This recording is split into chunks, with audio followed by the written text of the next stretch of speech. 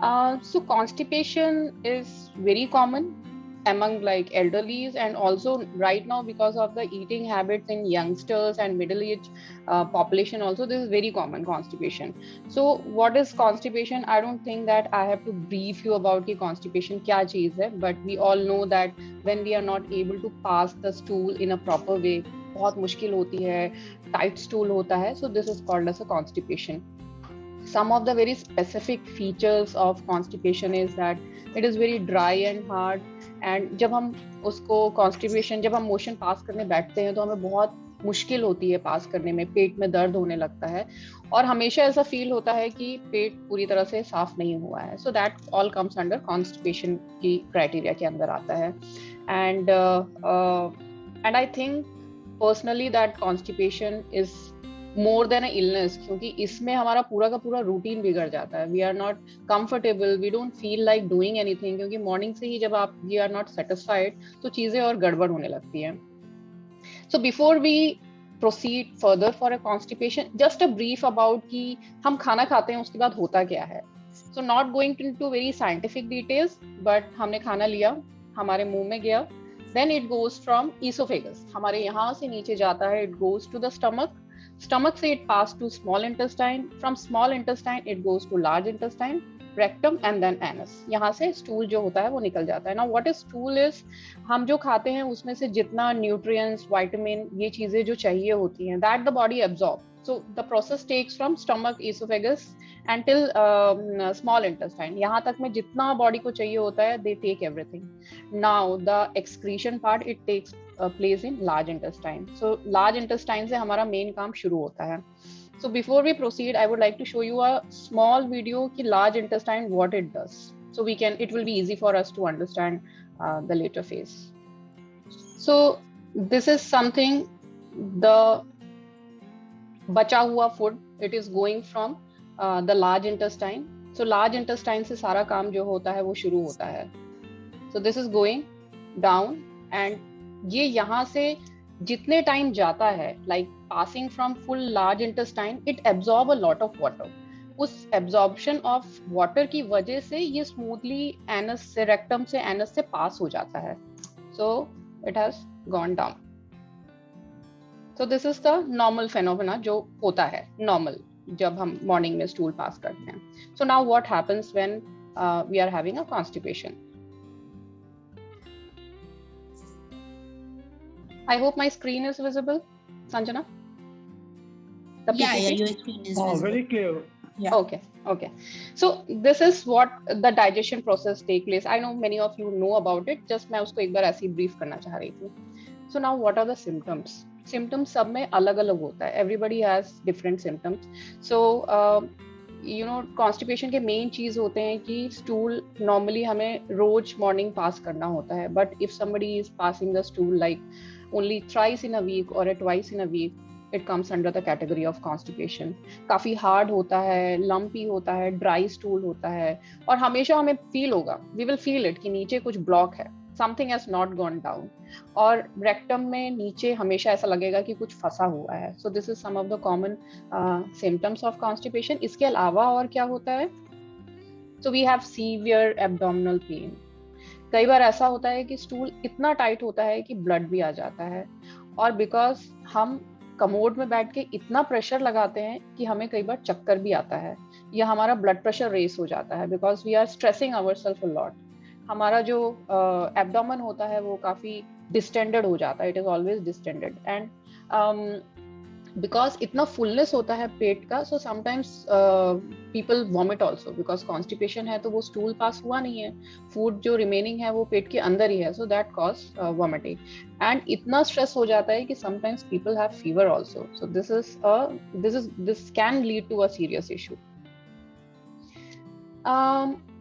So what are the cause constipation में? हम ठीक से अगर खा भी रहे हैं, हम सारी चीजें कर रहे हैं, फिर क्यों कॉन्स्टिपेशन होता है? So there are different cause. So first is about lifestyle.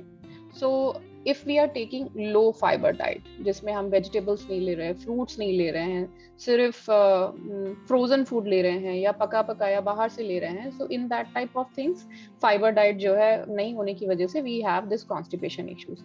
But now people will ask that we take fiber rich diet, then also we have constipation, so there are other issues also. One is like not taking the water intake is not proper, हमारा hydrate नहीं हो रहा है, because you know this whole digestive process जो मैंने आपको दिखाया, it consumes a lot of water. तो जब वो water पूरी तरह से body को नहीं मिल पाता है, so the stool becomes hard and it is not able to pass properly.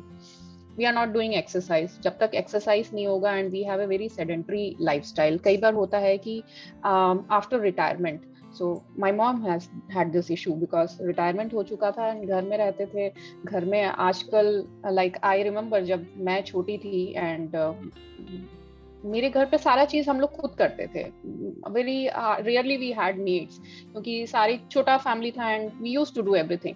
Now for each and everything there are maids, cooks हैं, झाड़ू पोछे के लिए अलग हैं, बर्तन धोने के लिए अलग हैं. So we are not doing anything, also we are not doing any extra activities like doing any exercise. तो बॉडी मूवमेंट है ही नहीं है.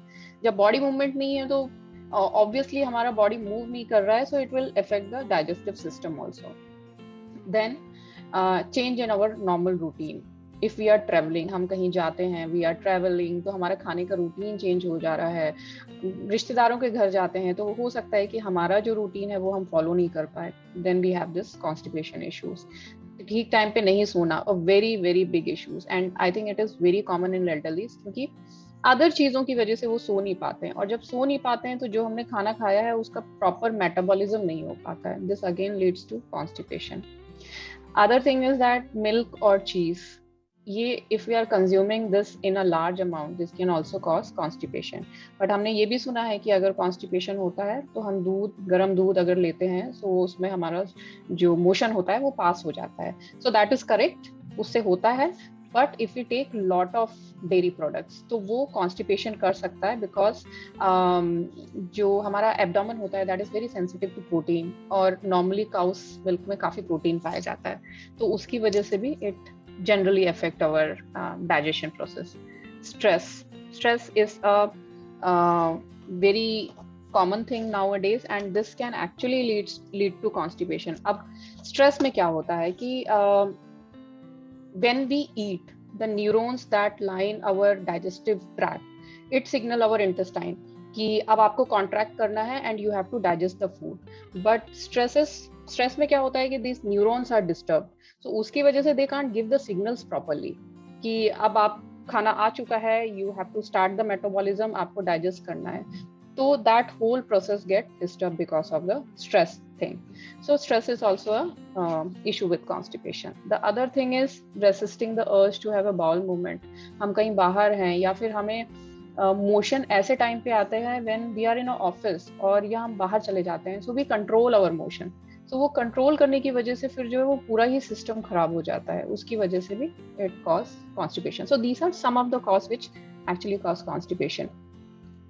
Other thing is medications. So we, because of our medical comorbidities at this age, after 60, we are born to take some medications. So उन medications की वजह से भी constipation होता है, like strong pain medication, जिनको arthritis होता है, osteoarthritis होता है, so they take regular analgesic, जिसमें कि हम लेते हैं अल्ट्रासेट वगैरह लेते हैं या फिर पारासीटामोल लेते हैं. सो कई लोगों में इसका एक साइड इफेक्ट होता है कॉन्स्टिपेशन. तो सिर्फ पानी नहीं पीना और फाइबर डाइट नहीं लेने से नहीं, but there are other things also. Then there are non inflammatory drugs, ibuprofen, ये सारी जो दवाइयाँ होती हैं, आप अगर इनका लिटरेचर पढ़ेंगे तो इनके साइड इफेक्ट्स में कॉन्स्टिपेशन दिया रहता है. एंटी डिप्रेसेंट जो लोग लेते हैं उनको कॉन्स्टिपेशन होने के चांसेस काफ़ी ज़्यादा रहते हैं.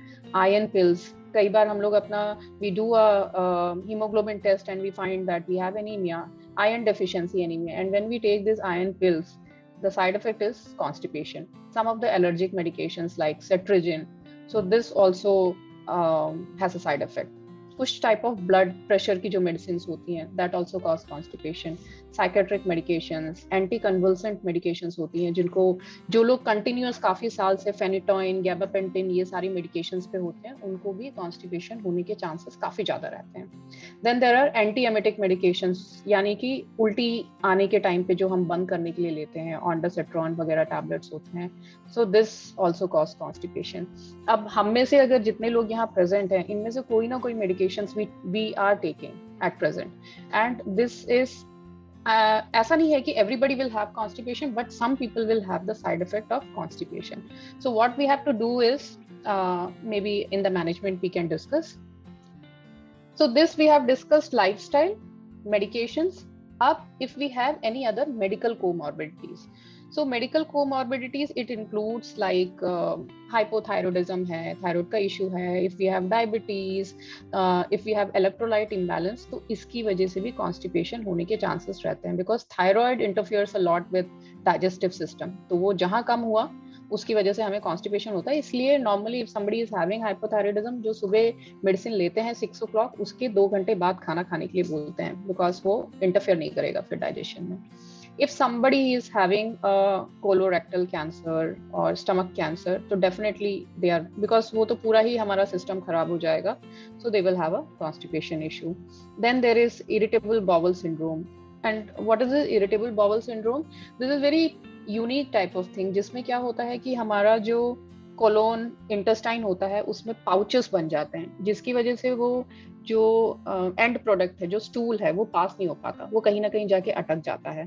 तो इसमें एबनॉर्मल कॉन्ट्रैक्शन होते रहते हैं. सो आईबीएस में या तो डायरिया हो सकता है, किसी को लूज मोशन हो सकता है, और किसी को कॉन्स्टिपेशन हो सकता है. Then there is a diverticular disease. इसमें क्या होता है कि डाइजेस्टिव सिस्टम में ही अलग अलग छोटे छोटे से बल्जिंग पाउचेस हो जाते हैं, तो उसकी वजह से भी स्टूल हमारा वहां अटक जाता है, and it cause a constipation. Then there is outlet dysfunction constipation, जिसमें होता है कि जो हमारा पेल्विक मसल है जो रिलीज करता है मोशन को जाने के लिए from abdomen to intestine, if that is affected तो उसकी वजह से भी कॉन्स्टिपेशन होता है. Then if somebody is having stroke, Parkinson disease या स्पाइनल कॉर्ड इंजरी हुआ है, so this is going to affect your digestive system and ultimately it will lead you to the constipation. Then this is very interesting diagnosis, lazy bowel syndrome. So वो सुनने से ही लग रहा है कि lazy bowel syndrome. So हमारा colon जो large intestine है वो इतना स्लो काम करता है कि वो स्टूल एक जगह से दूसरी जगह तक लाने में ही वो 1 से 2 दिन 3 दिन लगा देता है, and this leads to constipation. Then there are other things like intestinal obstruction and pregnancy. Females जो pregnant होती हैं उनमें constipation is very common. That is because of some hormonal changes. So we have discussed about different type of causes जिसकी वजह से constipation हो सकता है. One was lifestyle, दूसरा था if we are taking any type of medications. Third is अगर हम किसी चीज से सफर कर रहे हैं, किसी disease condition से, जैसे कि diabetes और other obstructive disease, तो उसकी वजह से. Now what if we are having and we are facing this constipation? So what we have to do? First of all, we should not ignore the symptoms, because constipation is not a normal thing कि बस आया और ठीक हो जाएगा. But if somebody is having a regular constipation issue, so they should go and seek a physician. अब वो लोग क्या करेंगे, they will go for some lab test. तो उसमें blood and urine test होता है. तो blood test में they will identify that if we are having anemia या hypothyroidism या फिर diabetes होता है.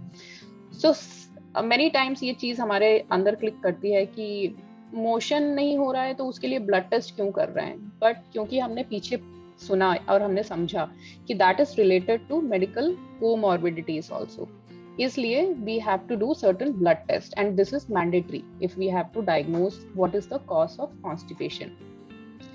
अब हमने ब्लड टेस्ट कर लिया, उसमें से हमें कुछ समझ में आया कि ओके एनीमिया है या हाइपोथायराइडिज्म है, या हमें कुछ समझ में नहीं आया, then the other thing we can do is CT scan और MRI. अब सिटी स्कैन एंड MRI में they will do a detail study कि व्हाट इज ऑब्स्ट्रक्टिंग, स्टूल किस वजह से ऑब्स्ट्रक्ट हो रहा है. हो सकता है कई बार इंटेस्टाइन मुड़ जाता है, या फिर एक गांठ लग जाती है, या उसकी वजह से है, और देयर इज हर्निया, या फिर कोई सिस्ट या ट्यूमर हो गया है. So that can be identified from a CT scan and MRI. Other tests are like colonoscopy या sigmoidoscopy, जिसमें कि ट्यूब डाल के हम अंदर देखते हैं कि क्या हुआ है, what has happened in our colon, in our large intestine, and if it is required वहां से बायोप्सी भी करते हैं टू अंडरस्टैंड कि कहीं कैंसर तो नहीं है अंदर जिसकी वजह से कॉन्स्टिपेशन जस्ट एक सिम्टम हो रहा हो. So to diagnose that this is also done. Then there are some other tests जिसमें bowel function test होता है, जिसमें हम देखते हैं कि कितनी देर तक कोई person stool रोक के रख सकता है. So these are some of the other tests which is related to constipation. So now अब हमने testing भी कर ली. Now what is the treatment? So this is a major thing and main thing in constipation. सबसे पहले we have to change our lifestyle. We have to take fluid properly. Normally scientifically it is said कि आपको 1 litre पानी लेना है 20 kg wait के लिए. So if somebody is 60 kg तो उनको 24 आवर्स में 3 लीटर पानी पीना है. ये वेट के हिसाब से हम पानी कैलकुलेट करते हैं, but normally an individual should take at least 2.5-3 litres of पानी तो लेना ही रहता है. आपको then you have to increase your fibre intake. So now fiber intake means आपको fruits and vegetables you have to take it in a plenty amount. आप खाना जो लेते हैं, खाने के साथ में जो बीच में 2 hours का इंटरवल होता है, उसमें you can take all these things like whole grain के जो ब्रेड्स होते हैं, या फिर बेरीज होते हैं, पालक होते हैं, ऑरेंजेस होते हैं. So these are all very good in fibre, so you can take all this things. Exercise is must. Always try कि आप सुबह उठ के थोड़ा सा एक्सरसाइज कर सके, जिससे हमारा जो इंटेस्टाइनल मूवमेंट वगैरह होता है ना, सो दैट प्रॉपर हो जाता है, and it really works, it really helps in constipation. Always listen to signals. कभी भी अपने कॉन्स्टिपेशन के जो सिम्टम्स हो रहे हैं उनको इग्नोर मत करिए. एज सुन यू फील कि आपको मोशन पास करने में इशू हो रहा है, प्लीज कंसल्ट अ फिजिशियन अगर 1 हफ्ते से ज्यादा आपको सिम्टम्स लग रहे हैं. Medication changes is the next thing. If you are consuming proper fluid, if you are taking proper fiber intake, लेकिन फिर भी आपको constipation हो रहा है, इसका मतलब there is some issue with your medications. आप वापस अपने डॉक्टर के पास जाइए and tell them that you are having constipation. Please look into my medication. Definitely उस medications में किसी ना किसी का side effect constipation होगा, and they will change it. They will change it to some other drugs. हो सकता है उससे भी constipation हो, so we have to see कि कौन सा दवाई हमें सूट कर रहा है जिससे constipation हो रहा है, नहीं हो रहा है. एंड कई बार ये भी होता है कि जैसे हमें कई बार दवाइयाँ देते हैं, उसके साथ में गैस की दवाई भी देते हैं, because some medication it cause gastritis. तो मॉर्निंग हम खाली पेट 6 बजे पैंटोसिड, ओमेप्रोजोल, ये सारी मेडिसिन लेते हैं. ऐसे ही कुछ मेडिसिन हमें कॉन्स्टिपेशन के लिए भी डॉक्टर प्रिस्क्राइब कर सकते हैं, अगर जो दवाइयाँ हमें चल रही है वो रोक नहीं सकते तो. So this is medication change. And also we can take laxatives. So laxatives में बहुत सारी चीजें आती हैं, डुफलेक्स सिरप आता है, सुप्राल सिरप आता है. ये सब आपको ओवर टू काउंटर जो है आप जाके मेडिकल स्टोर से भी ले सकते हो. इसको पीने से भी कॉन्स्टिपेशन काफी हद तक दूर हो जाता है. Now next is complementary approaches. इसके अलावा हम क्या कर सकते हैं? सो इसके अलावा वी कैन टेक प्रोबायोटिक्स. हम दही ले सकते हैं. याकुट आता है मार्केट में विच इज वेरी गुड, जो बच्चों को भी देते हैं, एल्डरलीज को देते हैं. So this actually relieves constipation. ये हमारे बाउल मूवमेंट को ठीक करता है, एंड इट रियली वर्क्स. उसके अलावा कुछ चीजें हैं जो है आप लोग को पता होगा, एक्वापंचर, जिससे भी कॉन्स्टिपेशन कई लोगों का रिलीव होता है. Yoga, a best therapy for constipation. If we do regular yoga, this is going to really help you. But इसके लिए कई आसन होते हैं जो हमें प्रैक्टिस करने पड़ेंगे. So उस आसन को करने से this constipation can be relieved. उसके अलावा मार्केट में कई हर्बल रेमेडीज आते हैं, जैसे कि पेट सफा है, कायम चूरन है. ये सारी चीजें एल्डरलीज लेते हैं, जिनसे कॉन्स्टिपेशन में काफी हेल्प मिलता है. बट पेट सफा, कायम चूरन ये सब लेते हैं तो इसका भी एक साइड इफेक्ट होता है कि कई बार बहुत क्रैम्पिंग पेन होता है एब्डोमेन में. सो यू हैव टू सी कि आपको कौन सा मेडिसिन जो है वो सूट कर रहा है, जिससे और ज्यादा आपको साइड इफेक्ट्स नहीं होना चाहिए. last is biofeedback. So this is ki it's type of behavioral approach. So इसमें ये होता है कि आपको पता होगा कि आपका कॉन्स्टिपेशन का कॉज क्या हो सकता है. सो आप उसका इफेक्टिव ट्रीटमेंट कर सकते हैं, जैसे चेंज इन मेडिकेशन कर सकते हैं, या फिर स्ट्रेस हो रहा है तो आप स्ट्रेस को थोड़ा काम करने की कोशिश कर सकते हैं. So these are some of the therapies, other therapies which you can also try.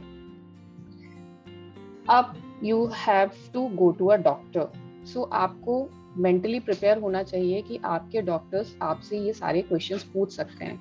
And because constipation एक ऐसी चीज है जो हम कई बार जाके डिस्कस करना हमें अच्छा नहीं लगता कि हम जाके बोले कि हमारे स्टूल का कलर येलो है, ग्रीन है, हार्ड है, ऐसा स्मेल आ रहा है. But this is very important हमको, because we want to be comfortable. इसके लिए we have to seek a physician's help.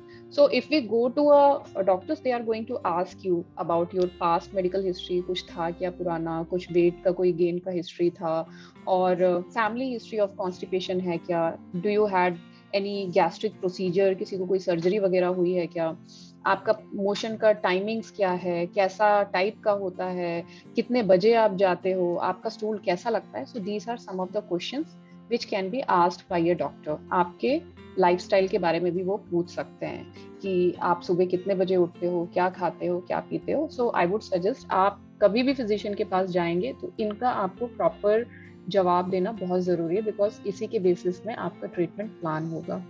And also please be aware कि by chance if you are going to a doctor, वो आपका rectum examination भी कर सकते हैं. So you have to be prepared for it.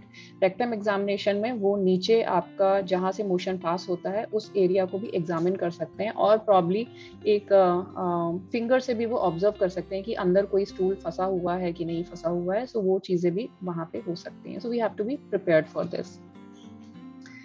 So this was all about constipation in short, कि हम क्या कर सकते हैं, क्या नहीं कर सकते हैं. Happy to answer your questions if anyone has. प्रश्न है जो आपने आज एक्सप्लेन किया है, डॉक्टरों से सुनते हैं पर doctors are able to explain as much as you have been able to do it today. Thank you very much for your wonderful talk. Thank you so much. Doctor, I'm Rashmi Gautam speaking.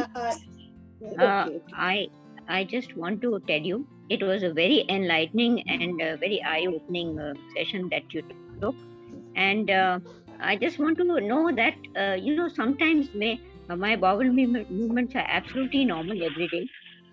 I have a glass of water early in the morning and then I just pass stool. But suppose once in a week or something, if it doesn't happen, so that is fine. Is that fine? Yeah, that is completely fine. Once in a while it is okay. लेकिन अगर if it is like happening for a week continuous, then it is something concern. एक दिन तो ठीक है, एक दिन हमें भूख भी नहीं लगती है, so that is okay. एक दिन नहीं खाना खाया है, वैसे एक दिन अगर स्टूल पास नहीं हुआ, so that is completely fine. Okay. Dr. Thank you. Prasita, can I ask you one question? Yes, Shashi aunty. I wanted to ask you, does Ayurveda have an answer to constipation? Because my daughter is a chronic, she's suffering from constipation. So she believes in Ayurveda a lot. तो वो घी खाओ तो थोड़ा soft हो जाता है, all these sort of things he tells. So what do you recommend Ayurveda as a remedy for constipation? So definitely anti-Ayurveda also work, but because we work more sort of like allopathy, so I haven't personally tried Ayurvedic, but definitely it works. Because ये घी और ये कुछ और salt वगैरह भी बोलते हैं, lemon बोलते हैं, जिंजर बोलते हैं. So this definitely work. या this definitely work and this comes under home remedies. Okay. But ये होम रेमेडीज हमने किया और इसके बाद भी नहीं ठीक हो रहा है, then we have to seek help. Thank you very much. The information you have given, it was very effective. Excuse me, doctor. Just a minute. Wait. Prasita, just give me a moment. Give me a moment. Excuse me, doctor. I'm requesting everyone to ask question. Prasita is here. We have got good half an hour. Not needed to rush. अरे मुझे पूछने दीजिए, मुझे problem है doctor साहब, पूछने दीजिए आपसे. हाँ. Sir, just 1 minute at a time. Just give us a second. I'll just request after this, Ranjana aunty, I'll come to you and whoever who just keeps on speaking. Okay? So just, sir, please go ahead. Yeah. Excuse me, Doctor. Hello. Kamlesh aunty, we will come to you too. Please just. Yes. Yeah. Okay. Yes, uncle. Hello. जी uncle. अच्छा, मुझे constipation है जी. और मैं इतना ज्यादा है कि मैं कायम क्यों रोज रात को 1 चम्मच लेता हूँ तो मेरा सुबह पेट साफ होता है. जिस दिन नहीं लेता हूँ दिन वो सारा दिन मेरा बेकार चला जाता है. मैं कुछ भी नहीं कर सकता. दूसरे दिन प्रेशर बना रहता है, पेट साफ नहीं होता तो होल डे मेरा ऐसे ही निकल जाता है. फिर कायम चूर्ण लेता हूँ. पहले मुझे डॉक्टर ने एक लूज करके तो कोई दवा, लूज इज अ सिरप. हाँ सिर्फ वो मुझे बहुत सूट नहीं किया तो आजकल मैं कायम चूर्ण लेता हूँ रेगुलर. तो इससे छुटकारा कैसे पाऊँ? लोग बोलते हैं, मेरी वाइफ भी बोलती है इसको अब तो हैबिट हो गई आपकी, आप रोज लोगे, जीवन भर क्या लेते रहोगे, क्या करूँ? डॉक्टर को बोला, डॉक्टर भी कोई मेरे को दवा नहीं दे रहे, कोई मिल नहीं रहा, समझ भी नहीं आ रहा. अंकल इसके अलावा आपको कुछ और भी इश्यूज हैं, मेडिकल इश्यूज? मेडिकल इश्यूज में तो बस पेट कभी कभी दुखता है, पेट में पेन होता है, गैस और वो एसिडिटी बनती है. बाकी मेरे को डायबिटीज नहीं है, मेरे को बीपी नहीं है, कोलेस्ट्रॉल नहीं है, वो सब नॉर्मल है. बाकी सब कुछ ठीक है. ओके. तो पर पेट अगर आपका दुखता है तो आपने है. कभी लास्ट कुछ अल्ट्रासाउंड वगैरह कभी आपने करवा के देखा है? अभी मैंने वो गैस्ट्रो फिजिशियन होते हैं ना, उनको दिखाया था. उन्होंने कुछ दवाई दी, उनको समझ में नहीं आया, तो ठीक नहीं हुआ. 1 महीने दवा लेने के बाद तो उसने पेट का सीटी स्कैन करवाया. तो सीटी स्कैन में भी कुछ नहीं निकला. उन्होंने कहा भाई पेट के अंदर में तो कोई प्रॉब्लम नहीं है. अब पता नहीं क्या प्रॉब्लम है, कुछ समझ में नहीं आया. अभी 15 दिन से मैंने आयुर्वेदिक शुरू किया. आयुर्वेदिक डॉक्टर को पकड़ा है क्योंकि एलोपैथी से मैं सीटी स्कैन से करवा लिया, कोई फायदा नहीं हुआ. तो अभी एलोपैथी आयुर्वेदिक ने दवा तो दी है मुझे. उसने कहा 2 महीने करना पड़ेगा, 2 महीने में आपको ठीक हो जाएगा. तो बोला आपका, लेकिन मेरे को एसिडिटी, गैस बनती है और कॉन्स्टिपेशन है. इस 3 चीज से परेशानी है. अंकल इसमें एक चीज डाइट का भी हो सकता है. मे बी कोई ऐसी चीज है जो हमें सूट नहीं कर रही है लेकिन हमें पता नहीं चल रहा है कि एसिडिटी बनने के लिए कुछ ना कुछ रीजन होना चाहिए. या तो फिर खाने का होता है या मेडिसिन का होता है, क्योंकि वो गैस्ट्रिक जूस जो है वो वर्क ठीक से नहीं कर रहा है. तो एक बार आपको अपना खाने का जो भी आप खाते हैं उसको थोड़ा सा चेंज करके या थोड़ा सा मॉडिफाई करके देखिए इफ इट इज वर्किंग. बाकी जैसे कि आपने बोला कि आपने आयुर्वेदिक ट्रीटमेंट शुरू किया है जो कि उतना जल्दी असर नहीं करता है, तो वो 2 से 3 महीना लगाता है वो काम करने के लिए. बट उस बीच में उन्होंने आपको बोला है कि आप ये जो चूर्ण ले रहे हैं वो आप ले सकते हैं, कायम चूर्ण? नहीं ना, इसके बारे में कोई कुछ नहीं कहा उसने. मैंने कहा कि उनको कहा कि मुझे बहुत कब्ज है, तो उन्होंने इतना ही कहा कि अब मैं जो दवा दे रहा हूँ वो दवा से आपका कब्ज ठीक हो जाएगा. ओके. बट लेकिन आपने वो दवा जब से लेनी शुरू की है, आप मोशन आपने पास किया है कि नहीं किया है? नहीं ना, उसके बाद भी तो फायदा नहीं हुआ. अभी तो नहीं हुआ. अभी तो 12-13 दिन ही हुए हैं. अभी वेट कर रहा हूँ, देखता हूँ. 15 दिन के बाद बुलाया, वापस मंडे को जाऊंगा. और वैसे डाइट में चेंज किया. जैसे मेरे को गेहूं खाना बंद कर दिया, तो मैंने 12-15 दिन से गेहूं बिल्कुल बंद कर दिया, और फ्राइड बंद कर दिया, ग्रीन चिली बंद कर दिया उसने, मिल्क एंड मिल्क प्रोडक्ट्स बंद कर दिया. तो मैं दूध की कोई चीज नहीं लेता हूँ, गेहूं बंद कर दिया. और ये सब बंद कर दो तो आपको गैस और एसिडिटी कम हो जाएगी. हाँ जी, इससे कॉन्स्टिपेशन भी कई हद तक जो है इससे ठीक होता है. तो मेरे ख्याल से अंकल अभी फिलहाल तो आप वेट करिए, क्योंकि आप मंडे एक बार जाइए. लेकिन मंडे आप तो उनसे ये जरूर पूछेगा कि 12-15 दिन तक बिना मोशन पास किए भी नहीं रह सकते हैं, तो क्या उस बीच में आप वो कायम चूर्ण ले सकते हो कि नहीं ले सकते हो, वो आप एक बार उनसे पूछिएगा. और मे बी जब हमारा नेक्स्ट सेशन इसी मंथ होगा तब फिर हम इसको एक बार और डिस्कस कर सकते हैं. आप तब बताइएगा कि आपको कितना असर किया, क्योंकि आप ऑलरेडी एक ट्रीटमेंट में हो, तो फिर हम किसी और दूसरी चीज के बारे में अभी फिलहाल नहीं बात करते हैं. अच्छा, ठीक है. Thank you, Prasita. Whatever information you have given is very effective. But I'm sorry, my problem is not related with constipation. It is related with gastric. Okay. I think you won't mind if the topic is different. No, sure, auntie. Please go ahead. Yes, I have got thyroid. So in the morning, in empty stomach, I take thyroid tablet, Thyronorm daily. Along with that, I take one Pan 40. Okay. In empty stomach. And I have got sugar also, that too not very high, and pressure these two medicines also I take. They are under control still, as I started it for a very long time.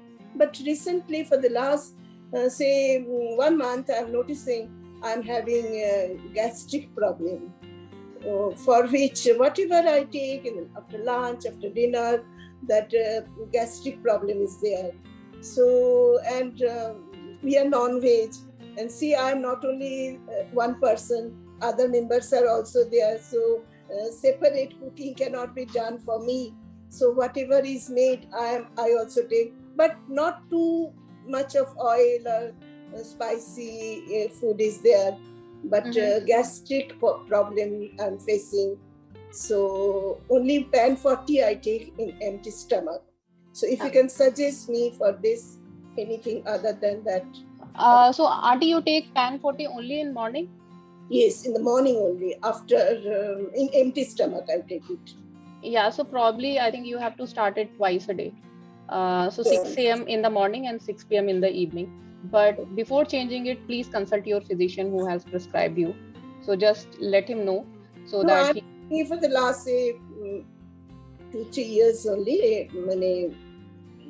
Okay, but Pantocid is not going to harm you. But if you are having a lot of gastric issue, so I would suggest just start taking it in the evening also. Liquid gel also sometimes I take if any party is there at home and I go for some other food. So an acidity is there, I take gel, liquid gel. Okay, you take Gelusil? Gelusil, liquid Gelusil. Okay, so you can start taking Pantocid in the evening also. In the evening also. Yeah. Thank you, Prasita. Thanks a lot. As I am also having this problem of gas, constipation, and then pain in my stomach also, abdomen also. So, will the Triphala powder help me in this context?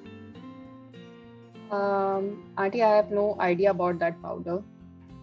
So I have to see about it. Because in the last session, dietitian suggested Triphala powder. Okay, so I started it.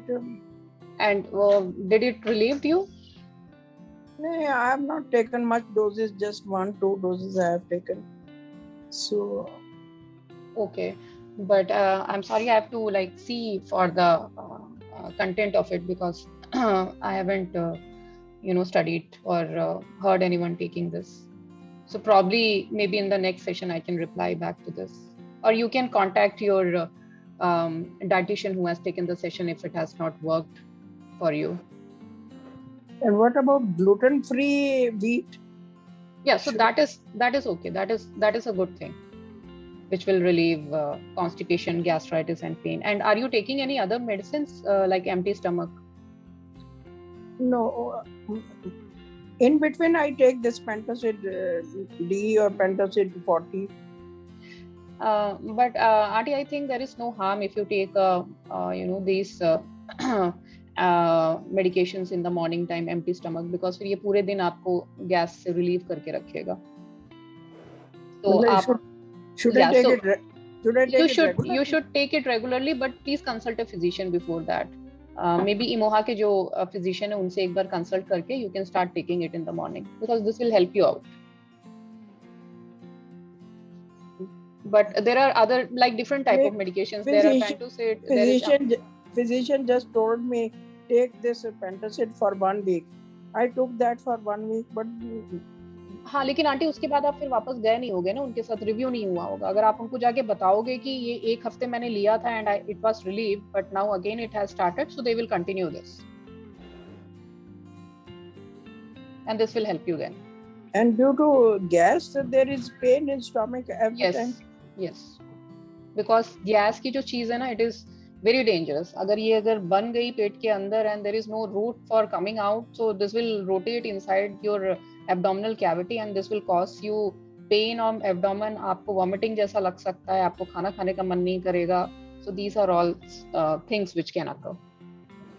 My digestion is also very poor. I never take dinner. I can't take even. I can't think of taking dinner. I just take lunch. Okay, so I think you should start taking these medications regularly. This will help you and this is not going to harm you. Thank you, Doctor. Dr. Prasita, may I ask a question? Sure. Well, मुझे constipation बिल्कुल नहीं है, लेकिन once in a while जैसे as if you are feel like passing out the motion, but actually it doesn't pass out. Sometimes you exert pressure, so is it okay to exert pressure? That is okay, uncle, but it depends कि आपको hypertension या pulse ऊपर tachycardia type मतलब pulse high होने का कोई ऐसे कुछ हिस्ट्री तो नहीं है. So once in a while that is okay, because वो हमें भी अगर ऐसे कॉन्स्टिपेशन होता है तो once in a while pressure देना is that is okay. But if you are very rare, it is rare. Yeah, that is definitely fine. Okay, thank you so much.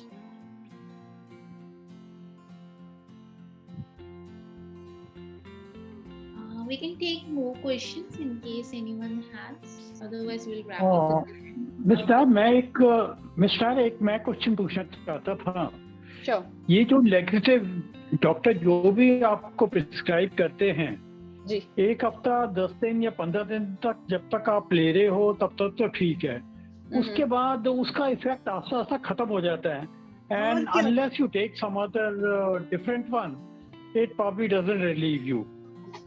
तो आपका ये what is your point of this कि 15 दिन तक तो ठीक है, उसके बाद there after that doesn't have any effect whatsoever. Sure. So Puri uncle, what happened is, So should one change? Yes, please go ahead. Okay. So uncle, what happened is, No, my question is complete. Yes. So what happened is, normally, see for example, if we go to a dentist कि हमें दांत में दर्द है, so वो initially क्या करते हैं, वो दांत को चेक करते हैं and उसके बाद फिर वो उसका कुछ मेडिकेशन देते हैं. हम मेडिसिन खाते हैं, हमें दांत में दर्द ठीक नहीं होता, then they do some dental procedure दांत में देखने के लिए कि what is the problem, root canal है, उसको वो फिक्स करते हैं. Similarly, if our body is having any other issues like gastric है, constipation है, तो डॉक्टर्स इनिशियल क्या करते हैं कि वो इनिशियली मेडिकेशंस देते हैं जिससे whatever function has stopped in between, like if the bowel movement from large intestine is not going to anus, वो कहीं ना कहीं अटक गया है, so these laxative, these medications वो उस stool को, वो जो वहाँ फंसा हुआ है उसको soft करता है so that can come out. उसके बाद our body start functioning normal. In some of the cases it start functioning normal, but अगर हमारे intestine में ही issue हो चुका है तो उस टाइम के लिए so this laxative will make the stool pass from the intestine at that moment. लेकिन because the issue is in the intestine, so next time वो दवाइयाँ जैसे ही बंद करेंगे so it will stop acting and you will again have constipation and pain. तो फिर what the doctor does is the doctor try to find out what is the actual issue. अगर वो CT scan, MRI, blood test में आ जाता है issue, then वो उसके हिसाब से वो treatment start कर देते हैं. So normally 1 हफ्ते जब हम medication खाते हैं उसके बाद फिर से हमें constipation हो रहा है या gastric issue हो रहा है, so either we have to continue the medications long time for a long term or we have to seek for other medical interventions because हमारा body उसको normal नहीं कर पा रहा है. And after the age of 60s and 70s कई बार होता है कि सिस्टम काम करना धीरे धीरे थोड़ा सा कम हो जाता है जैसे वो पहले काम करता था. So it need more support. जिस तरह से हमें वॉकिंग के लिए स्टिक की जरूरत पड़ती है वैसे ही अंदर के ऑर्गन्स को भी कुछ मेडिसिन, कुछ सपोर्ट, कुछ लैक्सेटिव, इन सब चीजों की जरूरत पड़ती है. So sometimes we have to continue that but with a physician's prescription. Doctor, may I ask something? Side effect Just मैं ये पूछा था इसका कोई साइड इफेक्ट नहीं अगर आप लॉन्ग टाइम के लिए अगर आप लैक्सेटिव वगैरह लेते हैं, does it have any side effects? Uncle laxatives का है. Laxative should not be continued for a longer period but in between जैसे कि अगर जो हमारा फैसिलिटी है वहाँ पे जो एल्डरलीज को कॉन्स्टिपेशन होता है उनको हम रोज लैक्सेटिव नहीं देते हैं बट उनको हम 2 दिन में एक बार लैक्सेटिव देते हैं बिकॉज अगर 2 दिन के बाद भी वो स्टूल पास कर रहे हैं so for elderlies that is okay who are bedridden. तो लैक्सेटिव वो रोज देने से भी एब्डोमेन में एसिडिटी हो सकती है और अल्सर्स भी हो सकते हैं, क्योंकि वो दवाइयां जाके अफेक्ट करती हैं. सो लॉन्ग टर्म के लिए we use only mild medications, जिससे कि कॉन्स्टिपेशन रिलीव हो, and changes in the lifestyle and medication changes. जो हमारी नॉर्मल मेडिकेशंस चल रही होती हैं उनको हम चेंज करते हैं जिनमें कम साइड इफेक्ट्स हो कॉन्स्टिपेशन के. डॉक्टर, कैन आई से समथिंग? कहने का मतलब अगर ये लैक्सेटिव इफेक्टिव है जी, अगर वो इफेक्टिव है, can it be used for a longer duration और longer, for a life time? sure, it can be used for a long time but not regular, अच्छा, in intervals. It can be stopped over and thereafter used after a few days or something. Yes. Hello Thank you very much. Doctor, can I से something? Sure. Mona मेरा नाम है. 10-12 साल पहले से बहुत acute gastric trouble मुझे रहता था, चेस्ट में चढ़ जाता था और हमको हर बार वो लोग कार्डियोलॉजी में एडमिट कर देते थे, मगर वो था गैस. तो तब से समझिए 15 साल तो हो गए होंगे जब से हम Pantocid IT every day in the morning लेते हैं. इसलिए हम बता रहे हैं कि कोई पूछ रहा था ना कि पेंटोसिड, तो हम तो ले रहे हैं 10-15 साल हो गए, लेकिन इधर हमारा सब बिल्कुल ठीक है. तो डॉक्टर ने दूसरी हल्की वाली एक रेनिटिन वाली हाँ वो बता दी, वो वाली पेंटोसिड बंद कर दी है, तो हमारा ठीक रहता है और हम हमेशा ही खाते हैं, लेकिन सवेरे उठ के पहला चीज, क्योंकि बहुत ज्यादा सफर कर चुके हम. Now I am fine. I also take care of my food habits. Yeah thank you aunty. वो कई बार ऐसा होता है कि मेडिसिन हम जब रेगुलर लेते रहते हैं तो कई बार हमारी जो बॉडी है ना वो भी बदमाश होती है, वो भी फिर उसको बोलती है कि अब मैं असर नहीं करूंगी. यही बात है. यस, तो उसके लिए फिर हमें चेंज करना पड़ जाता है मेडिकेशन. ओके, अच्छा, ठीक है. Thank you so much. Thank you.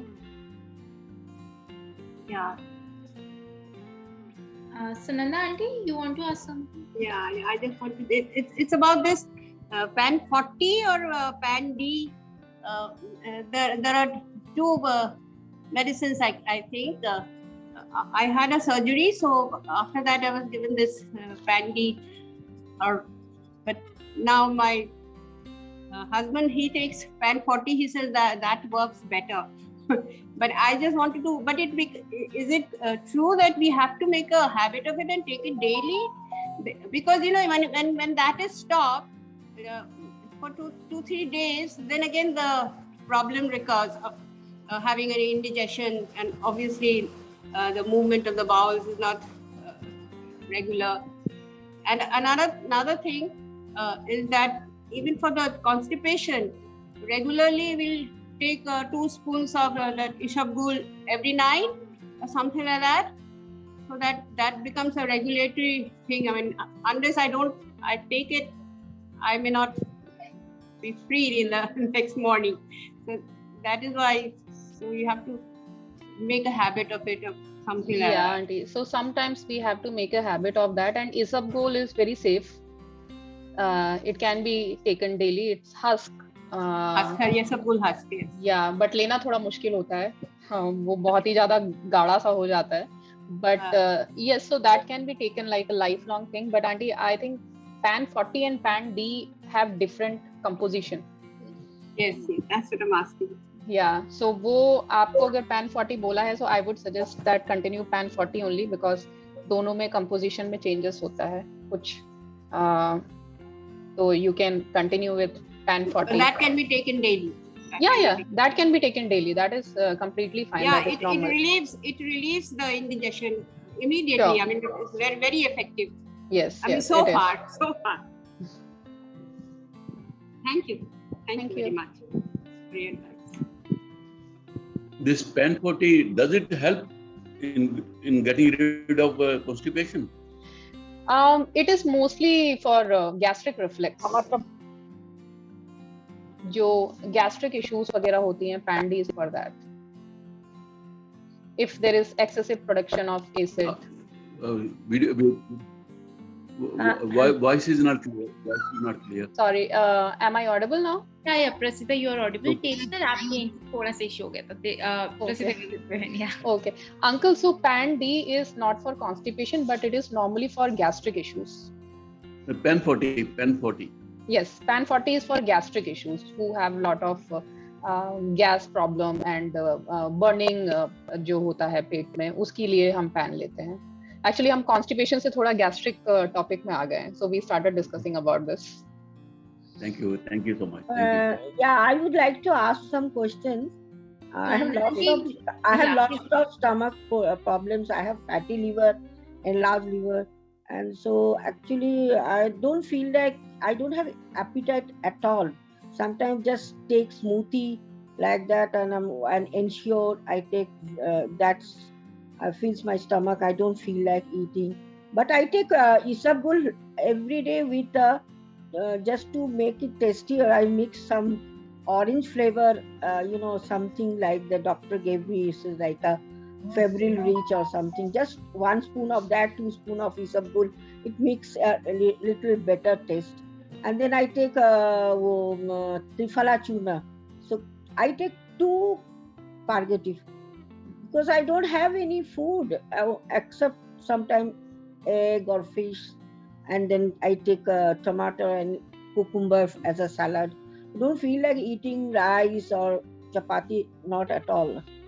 So and I have constant this problem of is fatty liver and enlarged liver is doing this, creating this problem. Okay, Auntie, but see, everybody needs a particular amount of calorie. So if you take only, like if you depend only on Ensure and small amount of food, so this is again going to cause weakness and other medical issues.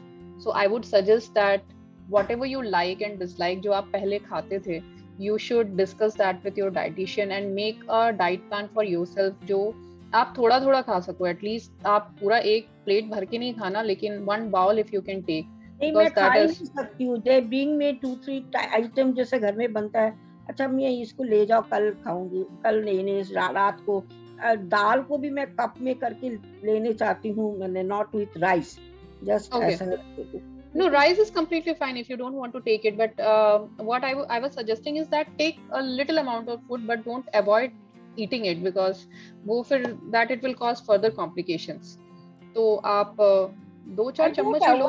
I don't avoid. I used to. You don't feel like eating. मैंने vomiting लगता है मुझे, जैसा लगता है कि नहीं खा पाऊंगी.